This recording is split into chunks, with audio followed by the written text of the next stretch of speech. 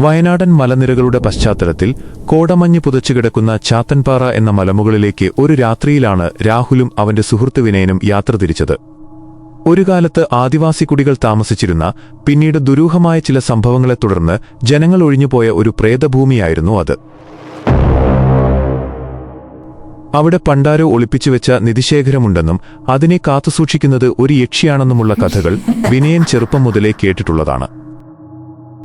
എന്നാൽ നഗരത്തിലെ ആധുനിക ജീവിത സാഹചര്യങ്ങളിൽ വളർന്ന രാഹുലിന് ഇത്തരം കഥകൾ വെറും അന്ധവിശ്വാസങ്ങൾ മാത്രമായിരുന്നു. തന്റെ പുതിയ പുസ്തകത്തിന് പശ്ചാത്തലമൊരുക്കാൻ വേണ്ടിയാണ് അവൻ വിനയനെയും കൂട്ടി ആ നിഗൂഢമായ മലമുകളിലേക്ക് പുറപ്പെട്ടത്. അർദ്ധരാത്രിയോടടുത്തപ്പോൾ കാടിന്റെ വന്യത കൂടി വന്നു. കോടമഞ്ഞ് കാരണം തൊട്ടുമുന്നിലുള്ളതുപോലും കാണാൻ കഴിയാത്ത അവസ്ഥയായിരുന്നു. കയ്യിലുണ്ടായിരുന്ന ടോർച്ചിന്റെ വെളിച്ചത്തിൽ അവർ പതുക്കെ മുന്നോട്ട് നീങ്ങി. പെട്ടെന്ന് ദൂരെ എവിടെയോ ഒരു കുഞ്ഞിന്റെ കരച്ചിൽ ശബ്ദം കേട്ടു. വിനയൻ ഭയന്നു വിറച്ചു നിന്നുപോയി.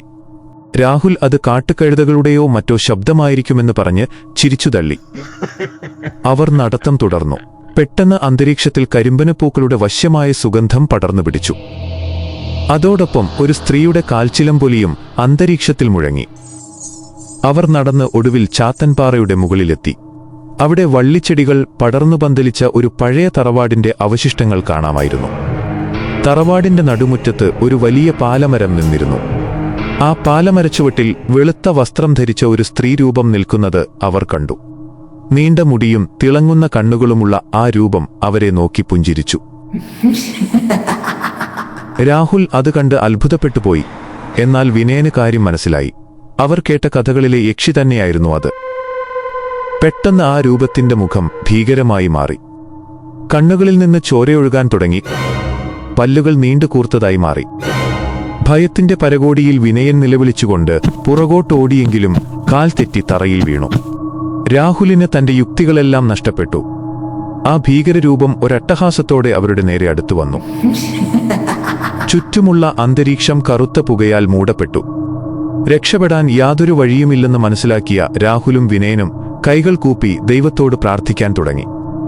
തങ്ങളുടെ അഹങ്കാരത്തിന് മാപ്പു നൽകണമെന്ന് അവർ ഉറക്കെ നിലവിളിച്ചു.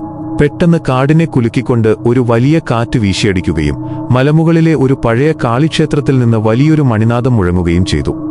ആ ശബ്ദം കേട്ടതും ആ ഭീകരരൂപം ഒരു നിലവിളിയോടെ വായുവിൽ അലിഞ്ഞുചേർന്നു. നേരം പുലരാൻ തുടങ്ങിയിരുന്നു. മഞ്ഞിന്റെ മറനീക്കി സൂര്യകിരണങ്ങൾ മലമുകളിലേക്ക് പതിച്ചപ്പോൾ ആ പ്രദേശത്തെ ഭയാനകമായ അന്തരീക്ഷം അപ്രത്യക്ഷമായി. ബോധം തിരികെ കിട്ടിയ വിനയനെയും കൂട്ടി രാഹുൽ മലയിറങ്ങി ഓട്ടി. പ്രകൃതിയിലെ നിഗൂഢ ശക്തികളെ വെല്ലുവിളിക്കാൻ മനുഷ്യന് കഴിയില്ലെന്ന വലിയൊരു തിരിച്ചറിവോടെ ഇനിയൊരിക്കലും ഇത്തരം അനാവശ്യ സാഹസികതകൾക്ക് മുതിരില്ലെന്ന ഉറച്ച തീരുമാനവുമായി അവർ ആ മലയോട് എന്നേക്കുമായി വിട പറഞ്ഞു.